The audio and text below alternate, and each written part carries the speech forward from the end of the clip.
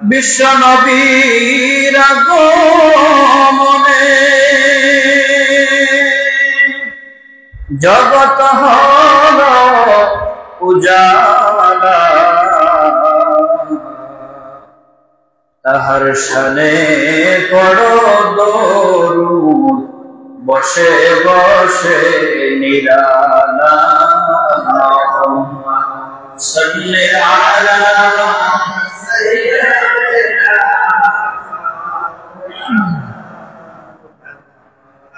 ওয়া আলা আলি সাইয়্যিদিনা। মোদের নবী বিশ্ব নবী, তুলনা যার নাই। তার তাজিমে আমরা সবে সালাম জানাই। আল্লাহুম্মা সাল্লি আলা সাইয়্যিদিনা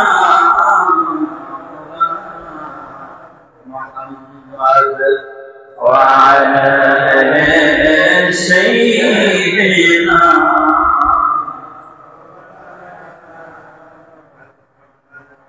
दिन की सूरज डूब रही है हम लोगों की सामने, रोज़े महशर क्या जवाब है मुस्तफा की सामने। तौहीद की अमानत सीनों में है हमारा, अहसन ही में चला नामो निशान हमारा। बलगना बिकमालिही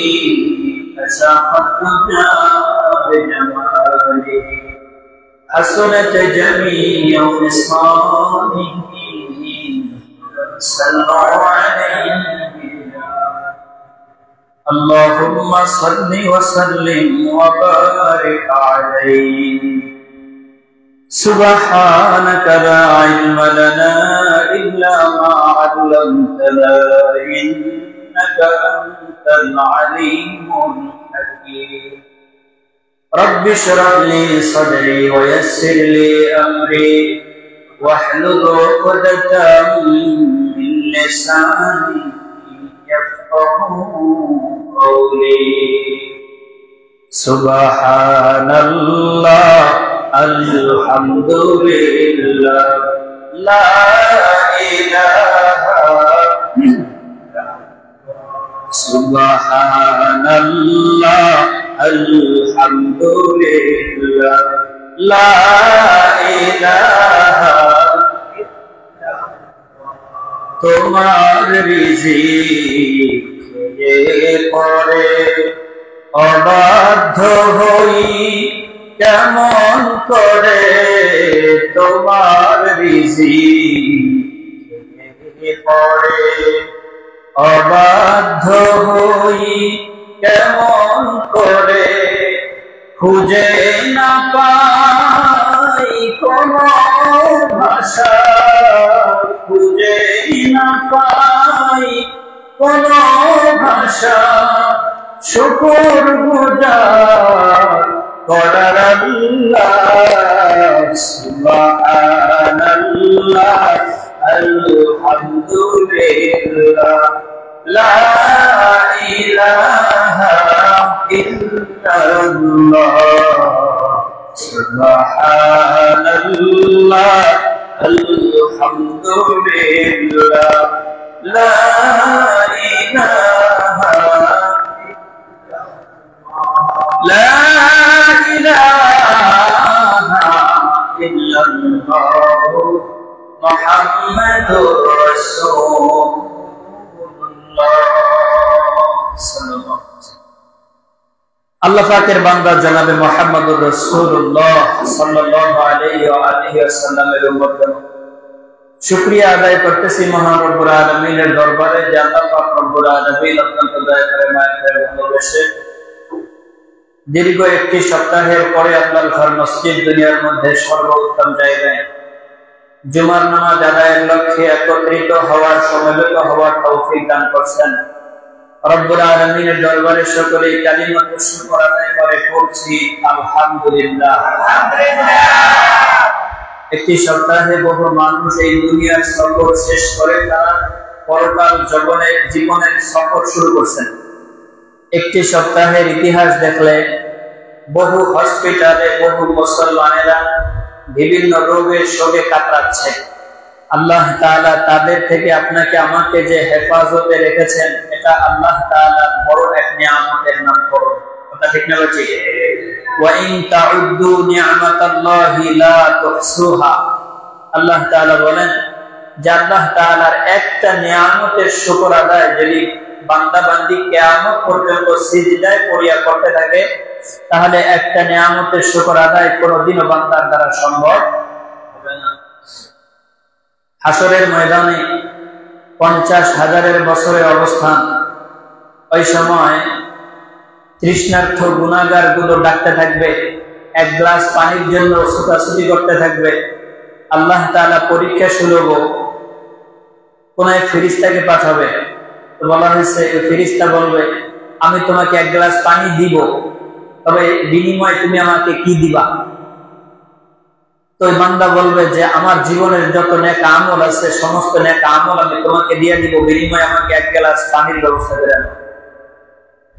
আল্লাহর ফেরেশতা এক গ্লাস পানি দিলে পানিটা খাবে, তার জীবনের সমস্ত নেক আমল কাকে দিবে? ফেরেশতাকে দিয়ে দিবে। আল্লাহ তাআলা পরীক্ষামূলক।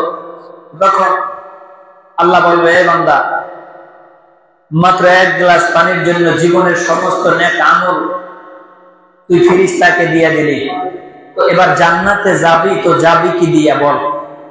সেদিন জান্নাতে যাওয়া কোনোভাবেই সম্ভব হবে না। আল্লাহ তাআলা বুঝাইতে চাইছেন যে দুনিয়ার মানুষ হাসরের ময়দানে এই সূর্যটা 9,30,00,000 মাইল দূরে, এই 9,30,00,000 মাইল দূরে সূর্যটা আল্লাহ তাআলা সোয়াহাত কিংবা মধুমাত উপরে নিয়ে আসবে। সূর্যের যতগুলো মুখ আছে সমস্ত মুখগুলো জমিনমুখী করে দিবে।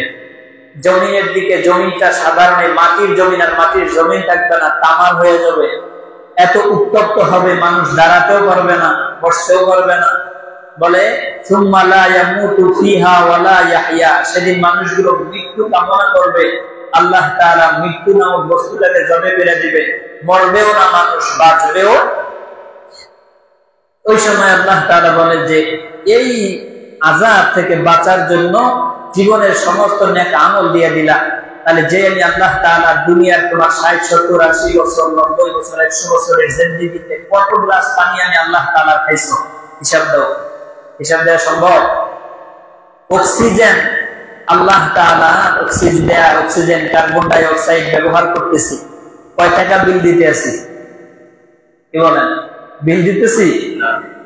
শ্বাসকষ্ট হওয়ার কারণে হাসপাতাল থেকে অক্সিজেন দেয়া হয় টাকার বিনিময়ে না টাকা ছাড়া?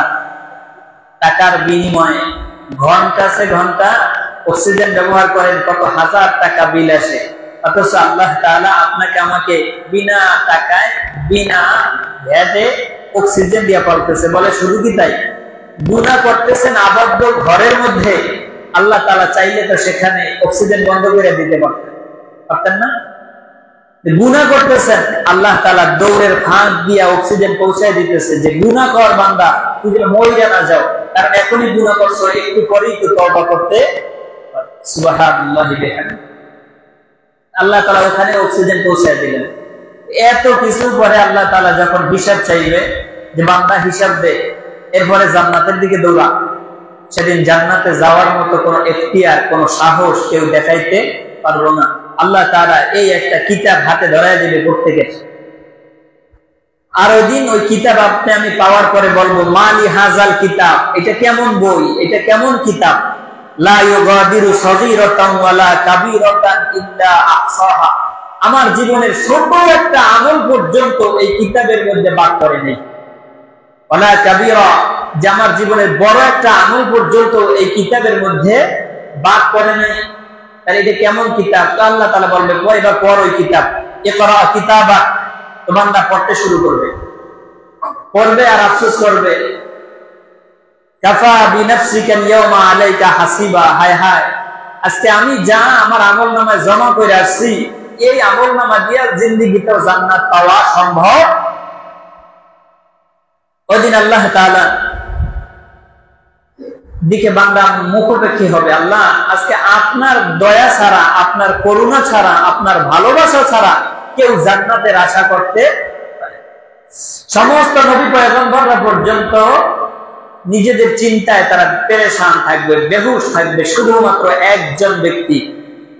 আমরা সবাই এভাবে কিতাবের মধ্যে আসছে, আমরা আদম সফিউল্লাহর কাছে যাব, তার কাছে যাই বলবো ইশফা আলানা ইলা রাব্বিক, হে আমাদের আদি পিতা, আমাদের জন্য আজকে একটু শাফাআত করেন।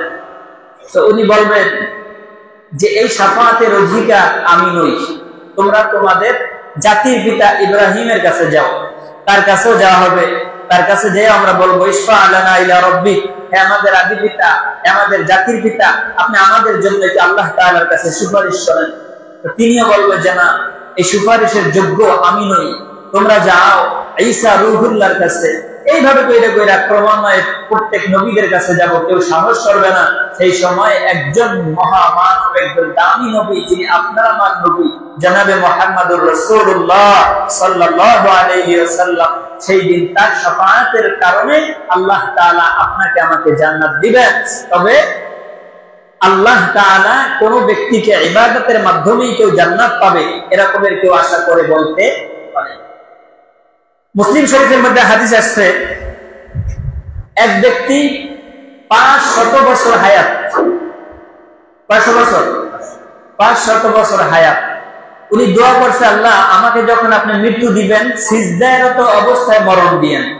আল্লাহ তাআলা তার এই দোয়া কবুল করছে, সিজদায়রত অবস্থায় মরণ হয়েছে। আবার দোয়া করছে আল্লাহ যখন আমাকে হাসরের ময়দানে উঠাবেন তো তখন আমাকে সিজদায়রত অবস্থায় উঠাবেন। আল্লাহ তাআলা তার পয়গম্বরকে হাদিসে কুদসির মাধ্যমে জানায়, নবী ওই দিন ওই বান্দা ওঠার পরে আমি আল্লাহ তাআলা বলবো, এ ফেরেশতা আমার দয়ায় এই বান্দাকে জান্নাত দিয়ে আসো। আল্লাহ তাআলা কি বলবেন? আমার দয়ায় এই বান্দাকে জান্নাতে দিয়ে আসো। তো ওই বান্দা একটু একঘেয়ামি করবে, আল্লাহ আপনার দয়ায় যদি জান্নাতে যেতে হয় তাহলে আমি যে 500 বছর ইবাদত করছি, সংসার ছাইরা, ঘর দুয়ার ছাইরা 500 বছর ইবাদত করছি, সেই 500 বছরের ইবাদত করতে। প্রশ্নটা কি? আল্লাহ আপনার দয়ায় যদি জান্নাতে যেতে হয় তাহলে আমার 500 বছরের ইবাদত কোথায়? আল্লাহ তাআলা তারপরে আবারও বলবে, ফেরেশতা ওরে আমার দয়ায় জান্নাতে দিয়ে আসো। তো এভাবে দুইবার বলার পরে তৃতীয়বার আল্লাহ তাআলা রাগান্বিত হয়ে বলবে, ওই ফেরেশতা যা, আমি আল্লাহ তাআলা এই বান্দাকে লানত দিলাম। আল্লাহ তাআলা বলবে যা ওরে জাহান্নামে দিয়ে আসো। তো বান্দা এবার আল্লাহর রাগ বুঝতে পারবে, রাগ বুঝতে পেরে বলবে আল্লাহ আমি আপনার দয়ায় জান্নাতে যেতে চাই, কিন্তু জানতে চাই আমার এই 500 বছরের ইবাদত কোথায়। আল্লাহ তাআলা তার হাবিবকে জানায়, ইয়া রাসূলুল্লাহ সাল্লাল্লাহু আলাইহি ওয়াসাল্লাম, এই বান্দাকে আমি তখন আল্লাহ বলবো যে তোমাকে আমি আমার নেয়ামত নামক চক্ষু দান করছিলাম। তোমার সমাজে বহু মানুষ এমন আছে যাদের চক্ষু নাই, জন্ম অন্ধ, আছে না নেই? কুড়িগ্রামে একটা প্রোগ্রামে গেছি গত বছর, আমাদেরকে খানা দিছে, খানার প্লেটে বসছি, দস্তারখানায় বসছি, হঠাৎ করে কারেন্ট চলে গেছে। তো সবাই হাই হুতাশ করতেছে, আরে কারেন্ট চলে গেছে। এমন একটা সময় খানার মুহূর্তে কারেন্টটা চলে গেছে, সবাই হাই হুতাশ করে। ওই সময় আমাদের পাশে একজন ব্যক্তি ছিল, ওখানকার স্থানীয়, জন্ম অন্ধ। উনি ডাক দিছে, হুজুর মাত্র 2টা মিনিট কারেন্ট না থাকার কারণে এত বেতৃষ্ণা হয়ে গেছেন, এত পাগল পারা হয়ে গেছেন। হুজুর আজকে আমার এই জীবনের 43টা বছর আমার জীবনে একটা সেকেন্ডের জন্য কারেন্ট আসে নাই। হুজুর এই দুনিয়াটা কেমন আমি দেখতে পারি না। আমার সন্তান হুজুর বাবা বাবা বইলা ডাকে, আমার সন্তানের চেহারা কেমন আমি দেখতে পারি নাই, আমার নিজের স্ত্রী কেমন আমি দেখতে পারি নাই। হুজুর 2টা মিনিট কারেন্ট নাই তাই পাগল হয়ে গেছেন। উনি দেখাইতেছে হুজুর মসজিদে যাইতে বড় কষ্ট হয়, পায়ের নখগুলো ভেঙে গেছে, পায়ে বিভিন্ন গাছের শিকড়ের টাক খাইতে খাইতে নখের অর্ধেক ভেঙে গেছে। আল্লাহ তাআলা বলে, এ গোলাম তোরে যে চক্ষু নামক নিয়ামত আমি দান করছি, ওই নিয়ামতের শুকরিয়া কেমনে আদায় করবি একটু জবাব দিয়া তারপরে আমি মালিকের জান্নাতে যা। এবার আল্লাহ বলে, ও নবী আমার, ওই বান্দাকে এবার আমি বলবো, এ গোলাম, তোরে আমি দুইটা ধরার জন্য হাত দিয়েছি, কত মানুষ আছে হাত নাই, আছে না নাই? এক আল্লাহর বান্দা মসজিদে দুইটা কান্না করে, এত গরিব অসহায়, ও রব্বুল আলামিন এত গরিব বানাইছে, এক জোড়া জুতা কিনা পায়ে পড়ার মতো আমার কোনো ক্ষমতা নাই, অর্থ নাই, কান্দে। ওই ব্যক্তি নামাজ মোনাজাত দিয়ে বাইর হইতেছে, বাইর হয়ে দেখে মসজিদের গেটের কিনারায় একজন ভিক্ষুক, দুইটা পাও নাই, কি নাই? দুইটা পাও নাই। ও ভিক্ষা চাইতেছে হাত বাড়াই বাড়াইয়া। আর ওই আল্লাহর বান্দা তাকাইয়া দেখে, হায় রে, আমি দুইটা জুতার জন্য কান্দি, আর এই বান্দার তো দুইটা পাওয়াই নাই, তাহলে এই বান্দা কি লেগে কান্দবো? আবার মসজিদে ঢুকছে, ঢুকে আল্লাহর কাছে মোনাজাত, আল্লাহ, আমার থেকে বড় জালেম আর কেউ? সময়টা শুধু বুঝাইতে চাইলাম, আল্লাহ তাআলা জান্নাত দিবে তো ইবাদতের বিনিময়ে জান্নাত দিবে না, জান্নাত দিবে তো আল্লাহ তাআলাকে ভালোবাসার বিনিময়ে জান্নাত দিবে। আর আল্লাহ তাআলাকে ভালোবাসার নিদর্শন হলো আল্লাহ তাআলার গোলামি করা, আল্লাহ তাআলার হুকুম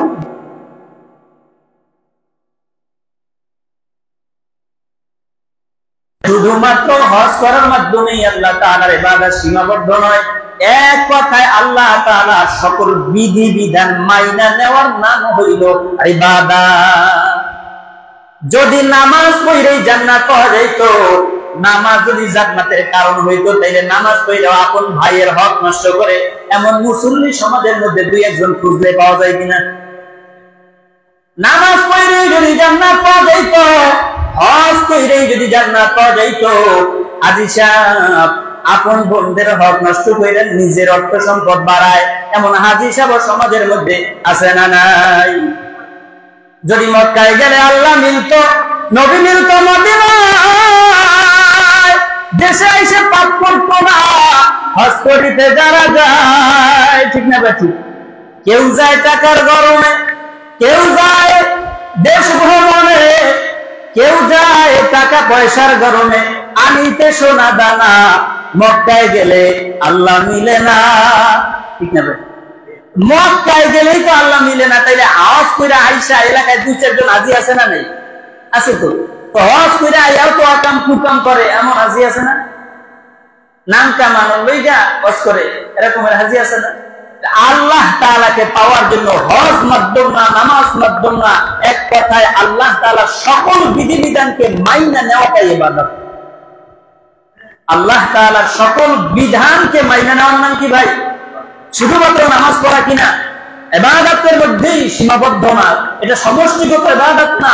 সমষ্টিগত ইবাদতের নামকরণ হচ্ছে আল্লাহ তাআলার যতগুলো বিধান আছে, মা আতাকুমুর রাসূলু ফাখুযুহু ওয়া মা নাহাকুম আনহু ফান্তাহু। আল্লাহর নবী আল্লাহ তাআলার তরফ থেকে যা নিয়ে আসছেন সেগুলো মাইনা নেওয়া, আল্লাহ তাআলার হাবিব আল্লাহ তাআলার তরফ থেকে যা নিষেধ করছেন সেইগুলো ছাইড়া দেওয়ার নাম হচ্ছে ইবাদত। সম্মানিত সুধী, আজকে খুতবার আলোচনা ছিল ইলমের মর্যাদা সম্বন্ধে। বলেন তো, আমি একদিন এশারের নামাজে প্রশ্ন করছিলাম, বলেন তো ইলম বড় নাকি ঈমান বড়? সবাই বলেন, ইলম বড় নাকি ঈমান বড়? ইলম বড় কে কে হাত তুলেন? ইলম বড় এই পক্ষে কেডা কেডা হাত তুলেন? আচ্ছা, হাত নামান। ঈমান বড় কে কে হাত তুলেন? মাশাআল্লাহ, হাত নামান। বর্তমানে বাইতুল মুকাররমের মসজিদ আব্দুল মালিক হাফিজাহুল্লাহ উনি এই আলোচনাটা করছিলেন যে ইলম বড় নাকি ঈমান বড়। ওনার ছাত্র জমানায় ওনাকে একজনে প্রশ্ন করছে, আব্দুল মালিক হাফিজাহুল্লাহকে, যে বলে বর্তমান বিশ্বের মধ্যে যদি চারজন উল্লেখযোগ্য মুফতি থাকে তার মধ্যে একজন হলো আব্দুল মালিক সাহেব। ওনাকে প্রশ্ন করছে কি, ইলম বড় নাকি ঈমান বড়? তো উনি উত্তর দিয়েছিলেন, ইলম বড় না, ঈমান বড় না, ইলম বড়। ঈমান বড় না, কি বড়? ইলম বড়। ইলম যদি না থাকে, এটা একটা ওয়াকিয়াতেই বুঝবেন। সূরাতুর রহমান আমরা সবাই কিছু আয়াত তো পারি, আর রহমান আল্লামাল কুরআন, খলাকাল ইনসান। এই কটা আয়াত শুনছেন না সবাই? এই কটা তো পারেন। আল্লাহ তাআলা বলেন আর রহমান, আমি দয়ার সাগর। আল্লামাল কুরআন, শিখাইলাম কোরআনের বাণী, শিখাইলাম ইলম। এরপরে খলাকাল ইনসান, বানাইলাম মানুষ। আগে শিখাইছি কি? ইলম। আগে শিখাইছি কি? ইলম। এরপরে বানাইছি মানুষ। তো ইলম আগে কেমনে হয়? মানুষ তৈরি না হইলে ইলম কেমনে হয়েছে? আমাদের জগৎ কিন্তু এই একটা জগৎ না, আমরা এর আগে আরো 2 জগৎ পাড়ি দিয়ে আসছি। আর কয় জগৎ? 2 জগৎ। আলমে আরওয়াহের একটা জগৎ আপনার আমার কাছে না কাটে নেই? কাছে। আলমে আরওয়াহ, ওইখানেই আল্লাহ তাআলা কোরআনের তালিম দিয়েছেন। সুবহানাল্লাহ। ওইখানেই আল্লাহ তাআলা কোরআনের তালিম দিয়েছিলেন। বলো, আমি কি তোমাদের রব নই? এই তালিম আল্লাহ ওখানে দিয়েছিলেন। সকলে আমরা তখন বলছিলাম ক্বালু বালা, হে আমার রব, আপনি আমার মালিক। এই স্বীকৃতি আমরা ওখানে দিয়ে আসছি। আলমে আরওয়াহের এক জগৎ কাটাইছেন, মাতৃগর্ভে এক জগৎ কাটাইছেন। মায়ের গর্ভে ছিলাম কি ছিলাম না? ছিলাম। এরপরে এই দুনিয়ার জগৎ কাটাইতেছেন, এরপরে আরো এক জগৎ কাটাবেন, আলমে বারজাখের জগৎ। এই 4 জগৎ আমার আপনার জীবনে প্রত্যেকটা মানুষের হবে। তাহলে আল্লাহ তাআলা আগে ইলম শিক্ষা দিয়েছে। আগে কি করছে ভাই? ইলম শিক্ষা দিয়েছে, এরপরে মানুষ বানাইছে। ইলম যদি না থাকে আপনার ঈমানের কোনো দাম নাই। বলবেন কেমনে হুজুর, আমরা তো অনেকে মূর্খ। আপনি কেমন মূর্খ বলেন? আপনি কি নিজের নাম নিজে লিখতে পারেন না? পারি তো। তাহলে যে নিজের নাম নিজে দস্তখত করতে পারে সে তো মূর্খ না, সে তো নিজের নামটা নিজে লিখতে পারে। কথা ঠিক না? আর আমরা কেউ মূর্খ না, আমরা সবাই ইলমওয়ালা। এই যে আমরা বলি আমরা মূর্খ না, কেউ মূর্খ সমাজে নাই। বরং যারা বলে যে আমরা মূর্খ, ওরাই সমাজে বেশি চালাক। ওরাই সমাজে কি বেশি চালাক। কি জানেন না আপনি? বলেন নামাজ পড়া ফরজ, এটা জানেন না? কে বলেন? রমজানের 30টা রোজা রাখা ফরজ, জানেন না? কে বলেন? পর্দা করা ফরজ, জানেন না? কে বলেন? আপনি শরীয়তের কোন বিধানটা জানেন না? বলেন। সব আপনি জানেন। আপনি মূর্খ না, আপনিও জ্ঞানী। তাহলে ইলম যদি না থাকে, ঈমান না থাকার সম্ভাবনা আছে না নেই? কেমনে আছে? ওযু ভঙ্গের কারণ আছে, আছে না নেই? নামাজ ভঙ্গের কারণ আছে, আছে না নেই? ঈমান ভঙ্গেরও কারণ আছে। ঈমান ভঙ্গেরও কারণ আছে। এখন এই ইলম যদি আমার মধ্যে না থাকে, কোন কারণে ঈমান থাকে, কোন কারণে ঈমান যায়, এই ইলম যদি আমার মধ্যে না থাকে, বলেন তো আমার আপনার ঈমান আছে না গেছে? এটা বোঝার কোনো উপায় আছে? এজন্য ইলমের মর্যাদা আল্লাহ তাআলার কাছে অনেক গুণ বেশি। বলে একজন ইলমওয়ালা আর 1000 আবেদ ইবাদত গুজারি, 1000 ইবাদত গুজারি একদিকে, আর একজন ইলমওয়ালা আলেম এক জায়গায়। বলে এদের সমান, ইলমওয়ালার সমান হবে? সম্মানিত শুধুই আল্লাহ পাক রব্বুল আলামিনের কোন এক বান্দা বলে ইলম শিক্ষার জন্য, ইলম অর্জনের জন্য যারা ঘর থেকে বের হয়, তাদেরকে আল্লাহ তাআলা বলে যে আল্লাহর রহমতের ফেরেশতারা তাদের পায়ের নিচে ফরজ বিছিয়ে দেয়। এটা আমরা অনেক সময় বলি তালিবে ইলম, মাদ্রাসার ছাত্র যারা, তারা না। যারাই ইলম, দ্বীনি ইলম শিক্ষা অর্জনের জন্য ঘর থেকে বের হয়, চিন্তা ফিকির থাকে, তার বয়স যত হোক, আল্লাহ তাআলার রহমতের ফেরেশতা তাদের পায়ের নিচে নূরের পরশ বিছিয়ে দেয়। আপনি আমিও যদি তালিবে ইলম হয়ে যাই, এই মর্যাদা আপনি আমিও পাবো। এরকমেরই কোন এক আল্লাহর বান্দা জীবনে অনেক অন্যায় করছে। অন্যায় করার পরে শেষ জীবনে যাইয়া এবার একটু বুঝ আসছে, হায়রে দাড়ি পাইকে গেছে, গায়ের চামড়া ঢিলা হয়ে গেছে, আর কয়েকদিন বাঁচবো, মরণের একটা সময় ভয় আসে না? এই এখানে যারা মুরব্বীরা আছেন, এমনও তো আছেন 30 বছর বয়সে নামাজ ধরছেন, 40 বছর বয়সে নামাজ ধরছেন, এমন নামাজি আছে না নেই? একদম বুঝ হওয়ার পর থেকে নামাজ ধরছেন, এরকমের মুরব্বী সমাজে এখন খুব কম পাওয়া যায়, ঠিক না? ওই বুড়াই জীবনে এমন কোন অন্যায় নাই যা করে নাই, শেষ পর্যন্ত ইলম অর্জনের জন্য চিন্তা করলো যে আমাকে যদি ইবাদত করতে হয় তাহলে কিছু ইলমেরও তো দরকার আছে। ইলম শিক্ষার জন্য ঘর থেকে বের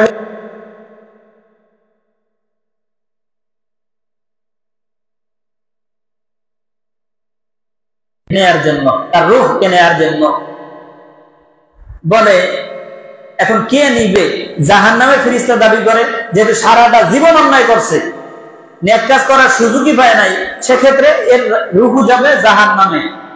আর জান্নাতের ফেরেশতা বলে যে না, সারা জীবন অন্যায় করছে, এখন তো তওবা করার জন্য সে ঘর থেকে বের হয়েছিল, ইলম অর্জনের জন্য ঘর থেকে বের হয়েছিল।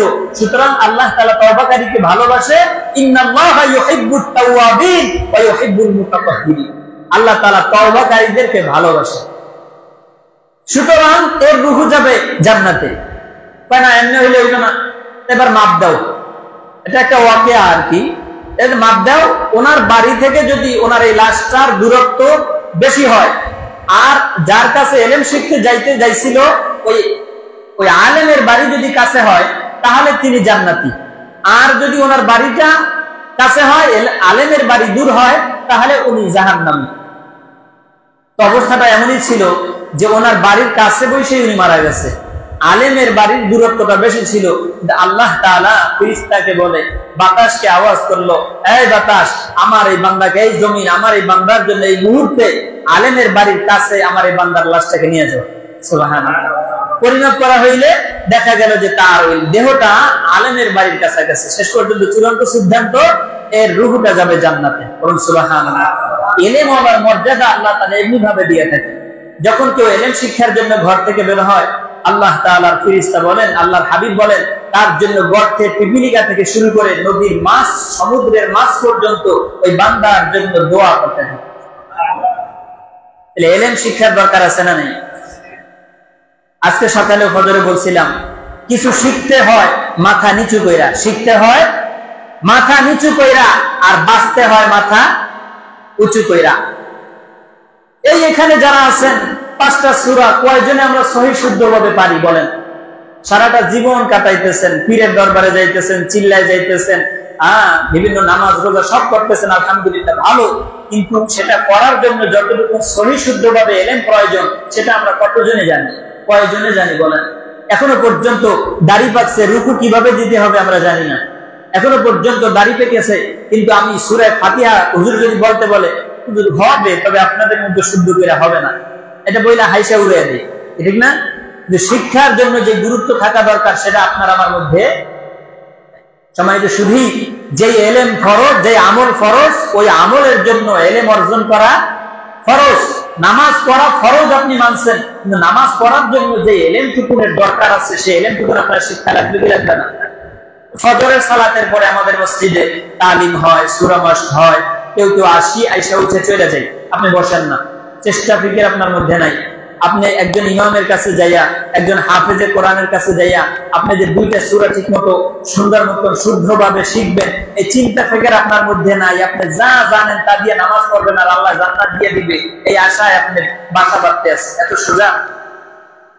জান্নাত যদি বুঝেন তাইলে কামাই করা সহজ, ইলম যদি বুঝেন শিক্ষা করা সহজ, কিন্তু যদি না বুঝেন তাহলে জান্নাত এত সহজ না। সম্মানিত শুধু ইলমের মর্যাদা বুঝাইতে যাইয়া আমাদের মাযহাবের ইমামে আযম আবু হানিফা রাহিমাহুল্লাহ, ইনি নিজের এত ছোট বানায় দিয়েছে যে আল্লাহ তাআলা গোটা বিশ্বের মধ্যে তারে ইমামুল আযম উপাধি দিয়ে দিয়েছে। ইমাম সকালবেলা যাইতেছে, পায়ের মধ্যে জুতা ছিল না পরার মতো, এত গরিব ছিলেন। তো ওস্তাদ দেখে বলছে যে, আবু হানিফা, একজোড়া জুতা দিছে ওনার। ওই সময় তদানীন্তন সময় কাপড়ের জুতা ছিল, কাপড়ের।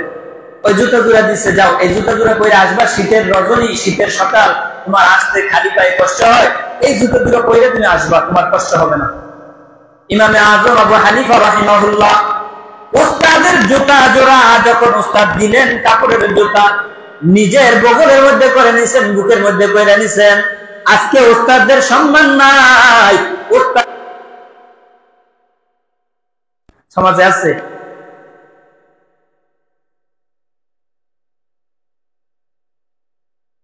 বলেন এখন তারা ভয়ে ওস্তাদরা ছাত্রদের গায়ে,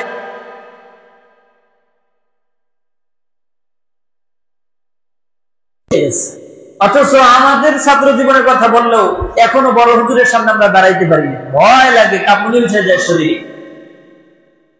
ইমামে আযম আবু হানিফা রাহিমাহুল্লাহ জুতা জোড়া নিজের বুকের মধ্যে জড়ায় নিছে, কারণ এটা ওস্তাদের জুতা।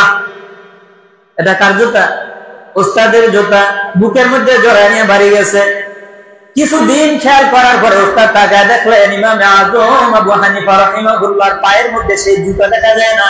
ওস্তাদ মনে মনে চিন্তা করলেন, আমার পুরাতন জুতা মনে হয় আবু হানিফার পছন্দ হয় নাই, উস্তাদ রুমের মধ্যে ডাইকে নিয়ে গেছে, আবু হানিফা আমি এক জোড়া জুতা দিয়েছিলাম, জুতাটা পুরান হওয়ার কারণে তুমি পায়ে দাও নাই, ফালাইয়া দিছো। মনের মধ্যে গোসা জাগলো, রাগ জাগলো, তো পিটানো শুরু করছে। আবু হানিফা রাহমাতুল্লাহ আলাইহি পিটানো আরম্ভ করছে। পিটাইতে পিটাইতে একটা সময় আবু হানিফা রাহিমাহুল্লাহর গা মুবারক ফেটে গেলেন, রক্ত বের হলো। উস্তাদের লাঠির মাথায় রক্ত দেখার পরে উস্তাদ ছাত্র যদি ভালো হয় তারে ভালো যেমন বাসে, তাকে শাসনও তেমন ভাবে করে। একটা সময় উস্তাদ দুর্বল হয়ে গেছে। দুর্বল হয়ে এবার কোলের মধ্যে জড়ায় দিয়ে রাখো, আবু হানিফা আমিও গরিব, তোমার এক জোড়া নতুন জুতা কিনে দেবো, এই স্বার্থ আমার নাই, অর্থ আমার নাই, এই জন্য বাবা আমি তোমাকে আমার পুরাতন এক জোড়া জুতা দিলাম, আমার জুতা জোড়া তুমি পায়ে দিলে না। ও আবু হানিফা রাগ সামাল দিতে পারি নাই, এই জন্য তোমার আঘাত করলাম। কিন্তু আবু হানিফা একটু পুজো উৎপন্ন করল না, একটু বিরোধিতা করল না। এবার আবু হানিফা বলে, আপনি আমার পায়ের দিকটা দেখেছেন, আমার মাথার দিকটা আপনি তাকান নাই। ওস্তাদজি আপনি যে জুতা জোড়া দিয়েছেন, হুজুর আমি আপনার এই জুতা জোড়া কেমনে পায়ে দেই? এই জুতা পায়ে দিয়ে তো আপনি হাঁটছেন, এই জুতা আমি পায়ে দিতে পারি না। হুজুর আমি বেয়াদবি মনে করছি, তাই আমি আমার আম্মারে বলছি, মাগো ওস্তাদের জুতা পায়ে কেমনে দেই, আমার মাথায় আপনি টুপি বানায়া দেন। ওস্তাদ আপনি তাকায় দেখেন, আপনার ওই জুতা কাপড় খুইলা আমার মা ধুইয়া আমার মাথা টুপি বানায় দিছে। আবু হানিফা রাহমাতুল্লাহ আলাইহি ওস্তাদ কোলের মধ্যে চাইনা নিয়ে দোয়া দিছে, ও আবু হানিফা যে আদব দেখাইলা, যাও যাও দোয়া কইরা দিলা, আল্লাহ তাআলা গোটা বিশ্বের ইমাম তোমারে বানায়া দিবে। মাদ্রাসার ছাত্র ভাইরা, এই জন্য ছাত্রের মতো ছাত্র হওয়া, আত্মকথা হও। আজকে ওস্তাদ যে পাত্রে পানি খায়, ছাত্র ওই পাত্রে পানি খাইতে দ্বিধা করে না। ওস্তাদ যে বাথরুমে যায়, ছাত্র ওই বাথরুমে যাইতে দ্বিধা করে না। কিন্তু আমরা ওস্তাদ যে রাস্তা দিয়ে হাঁটতো, ওই রাস্তা দিয়ে আমরা চলতাম না। ওস্তাদের দাম, এলেমের দাম আছে না নাই? সুতরাং আমরা সবাই তালিবে ইলম হবো। কি হবো? তালিবে ইলম হবো। যদি এই অবস্থাতে মারা যায়, আল্লাহ তাআলা বিনা হিসেবে জান্নাত দেওয়ার ঘোষণা দিয়ে দিয়েছে। সুবহানাল্লাহ। সময় হয়ে গেছে। আবু বকর রাদিয়াল্লাহু তাআলা তেলাওয়াত করতেছিলেন, এক ইহুদি পণ্ডিত উনি যাইতেছেন। তো আবু বকর রাদিয়াল্লাহু তাআলা একটা ভুল তেলাওয়াত করছে, ভুল। ইহুদি বলছে, আবু বকর এই তেলাওয়াতটা আপনার এখানে ভুল হয়েছে। উনি ওখান থেকে চলে গেছে। কিছুদিন পরে ইহুদি অসুস্থ। ইহুদি মানুষ তেমন বেশি ইনকাম নাই, অনেক ভালো কিছু মরার সময় যখন মানুষ রোগে পাওয়া যায়, রোগে শোকে পাওয়া যায়, তখন চাহিদা বাইরে যায়।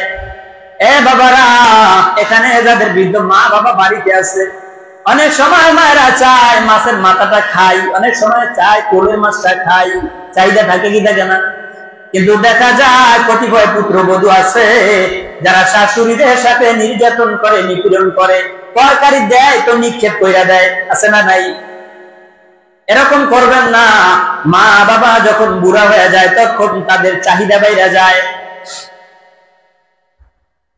ওই ইহুদি ফলমূল খাইতে মনে চায়, কিভাবে পাবে? হঠাৎ করে তার সন্তানের কয়, যাও আবু বকরের কাছে যায় বলো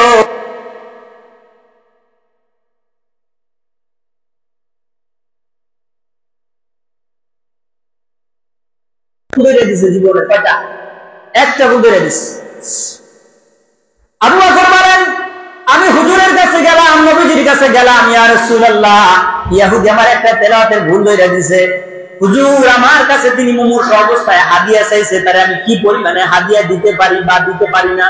নবীজি বলে, আবু বকর তোমার গায়ের যত শক্তি আছে সেই শক্তি দিয়ে একটা তীর ডান দিকে মারবা, বাম দিকে মারবা, সামনে পিছনে মারবা, উপরে মারবা, যত দূর যাবে এই মধ্যস্থ স্থান স্বর্ণ দিয়া বুঝাই কইরা যদি তারে হাদিয়া পাঠায় দাও, আবু বকর তুমি তার ঋণ আদায় করতে পারবা না। একজন ইমাম, কিন্তু তার থেকে তো আপনারা শিখেন, শিখেন কি শিখেন না? তারপরে তো একবারে 2টা টাকা আপনাদের কাছে চাই না, আমার জন্য চাই না, চাই তো আল্লাহর ঘরের জন্য চাই।